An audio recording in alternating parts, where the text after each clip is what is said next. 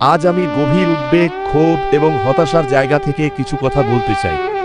দীর্ঘ বছর ধরে পশ্চিমবঙ্গের বিভিন্ন প্রান্ত থেকে এমন সব অভিযোগ, খবর এবং অভিজ্ঞতার কথা সামনে এসেছে যা আমাদের সমাজ ও প্রশাসন সম্পর্কে কঠিন প্রশ্ন তুলে দেয়। শুনতে খারাপ লাগলেও অনেকের মনে আজ এই প্রশ্ন জাগছে, একটি রাজ্য কি এমন অবস্থায় পৌঁছাতে পারে যেখানে মেয়েদের যোগ্যতা, মেধা ও পরিশ্রমের চেয়ে তাদের শরীর এবং অর্থের মূল্য বেশি হয়ে ওঠে। মেডিকেল পড়তে গেলে শরীর, কলেজে ভর্তি হতে গেলে শরীর, শিল্পক্ষেত্রে টিকে থাকতে শরীর, চাকরি ধরে রাখতে শরীর। এমন অভিযোগ যদি মানুষের মুখে মুখে ঘোরে, তবে তা আমাদের সামাজিক ও প্রশাসনিক ব্যর্থতারই প্রতিচ্ছবি। একসময় যে বাংলার সুজলা সুফলা শস্যমেলা হিসেবে গর্ব করত, আজ সেই বাংলার মানুষ দুর্নীতি, অপরাধ এবং অনিরাপত্তা নিয়ে প্রশ্ন তুলছে। মানুষের মনে ক্ষোভ জমেছে, কারণ তারা মনে করছে যে অপরাধীদের বিরুদ্ধে যথাযথ ব্যবস্থা নেওয়ার বদলে অনেক সময় রাজনৈতিক সুবিধাই বেশি গুরুত্ব পেয়েছে। মুখ্যমন্ত্রী মমতা বন্দ্যোপাধ্যায়ের নেতৃত্ব নিয়ে আজ বহু মানুষের মধ্যে অসন্তোষ রয়েছে। তাদের অভিযোগ, প্রশাসনের বিভিন্ন স্তরে দুর্নীতি ও অপরাধের বিরুদ্ধে কঠোর অবস্থান নেওয়া হলে পরিস্থিতি ভিন্ন হতে পারত। মানুষের একটি বড় অংশ মনে করে পশ্চিমবঙ্গকে আরও নিরাপদ, আরও স্বচ্ছ এবং আরও জবাবদিহিমূলক শাসন ব্যবস্থা দেওয়া প্রয়োজন। সবচেয়ে কষ্টের বিষয় হলো অসহায় মানুষ, বিশেষ করে নারীদের কাছে বাইরের পৃথিবী অনেক সময় ভয়ঙ্কর এবং নিষ্ঠুর বলে মনে হয়েছে। এমন পরিস্থিতি তৈরি হয়েছে যে ভাষাও যেন হার মানে, ক্ষোভ প্রকাশের জন্য উপযুক্ত শব্দ খুঁজে পাওয়া কঠিন হয়ে যায়। গত এক দশকে একের পর এক অপরাধ, দুর্নীতি এবং বিতর্ক মানুষের মানসিকতার ওপর গভীর প্রভাব ফেলেছে। কারণ যখন অন্যায়ের সুযোগ বাড়তে থাকে এবং তার যথাযথ প্রতিকার দেখা যায় না, তখন সমাজের স্বাভাবিক ভারসাম্য নষ্ট হতে শুরু করে। সাহস যখন দুঃসাহসে পরিণত হয়, তখন একটি সমাজ ধীরে ধীরে অসুস্থ হয়ে পড়ে। আর যদি কিছু ভালো কাজও হয়ে থাকে, অনেকের মতে তা দুর্নীতির অভিযোগের ভারে চাপা পড়ে গেছে। মা, মাটি, মানুষ, এই স্লোগানের যে স্বপ্ন একসময় দেখানো হয়েছিল, বহু মানুষের বিশ্বাস, সেই স্বপ্ন আজ বাস্তবতার কঠিন প্রশ্নের মুখে দাঁড়িয়ে। তবে আমি ঘৃণা নয়, পরিবর্তনের কথা বলতে চাই। আমি চাই নতুন ভোর আসুক, নতুন সূর্যের আলো বাংলাকে আলোকিত করুক, নতুন প্রজন্ম নতুন আশা নিয়ে এগিয়ে যাক। চাঁদের জ্যোৎস্নার মতো নির্মল হোক মানুষের ভবিষ্যৎ। মানুষ আবার নিরাপত্তা, মর্যাদা এবং ন্যায় বিচারের স্বাদ পাক।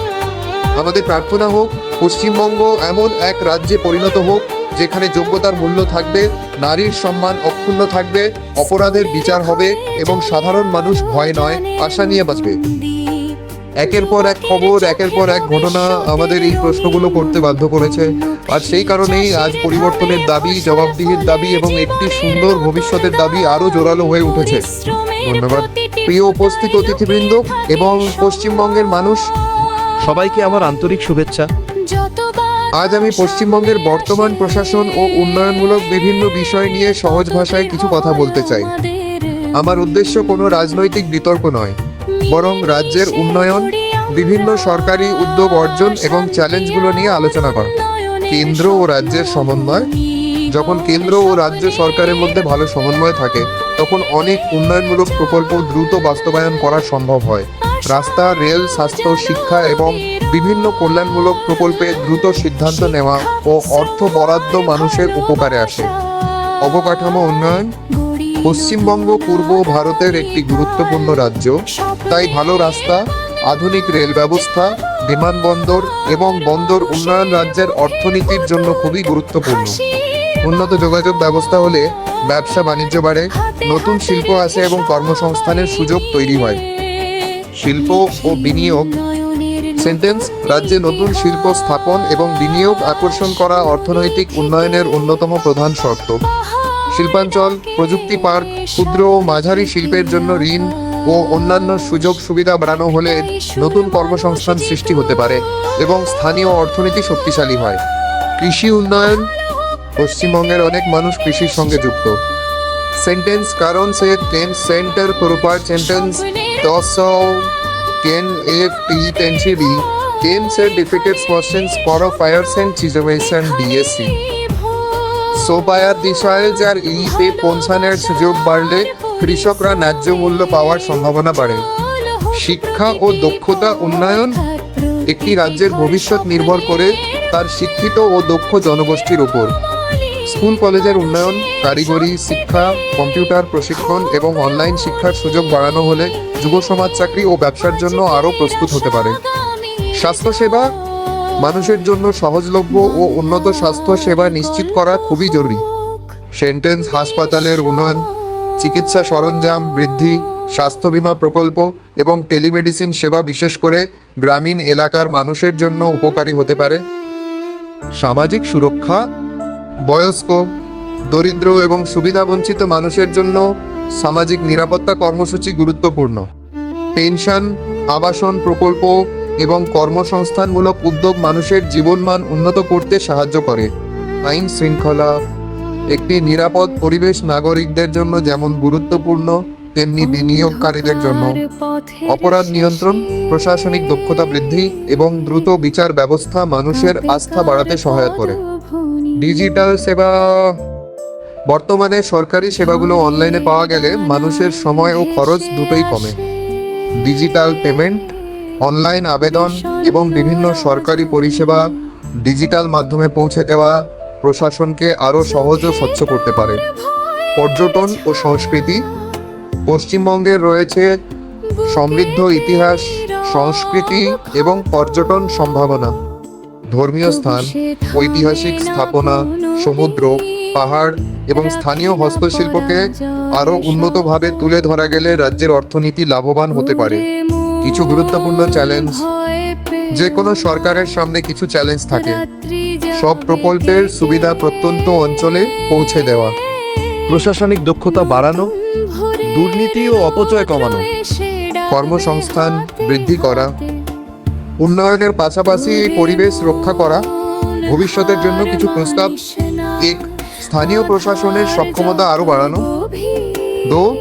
সরকারি প্রকল্পে স্বচ্ছতা ও জবাবদিহিতা নিশ্চিত করা। 3. কৃষকদের বাজারে সরাসরি প্রবেশের সুযোগ বৃদ্ধি করা। 4.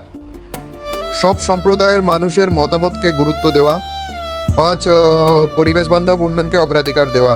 উপসংহার: পশ্চিমবঙ্গের উন্নয়নের জন্য অবকাঠামো, শিক্ষা, স্বাস্থ্য, কৃষি, শিল্প এবং সুশাসনের ওপর সমান গুরুত্ব দেওয়া প্রয়োজন। একজন সচেতন নাগরিক হিসেবে আমাদের দায়িত্ব হলো সরকারের ভালো কাজের প্রশংসা করা, আবার যেখানে উন্নতির সুযোগ আছে সেখানে গঠনমূলক সমালোচনা করা। উন্নয়নের ধারাবাহিকতা বজায় রাখতে সরকার ও জনগণের যৌথ প্রচেষ্টা সবচেয়ে গুরুত্বপূর্ণ। ভিডিওটি ভালো লাগলে লাইক, সাবস্ক্রাইব ও শেয়ার করতে ভুলবেন না। সবাইকে ধন্যবাদ। জয় হিন্দ। দূর আকাশে শুনতে পাই মুক্তির ভাষা। ওরে মন ভয় পেও না, রাত্রি যাবে কেটে, নতুন ভোরের রৌদ্র এসে ডাকবে হাতে হাতে। ওরে মন হার মানিস না, আধার যত গভীর ততই কাছে জেগে ওঠে আলোর নদী তীর।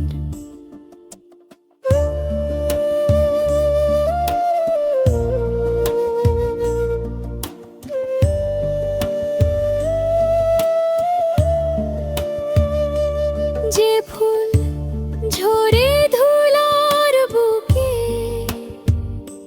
সে কি চিরদিন হারে? বসন্ত এসে তাকে আবার রঙে রঙে ভরে। যে প্রাণ আজ কাঁদে নীরব, সে গাইবে গান। নতুন দিনের সূর্য ওঠার অমল আভান।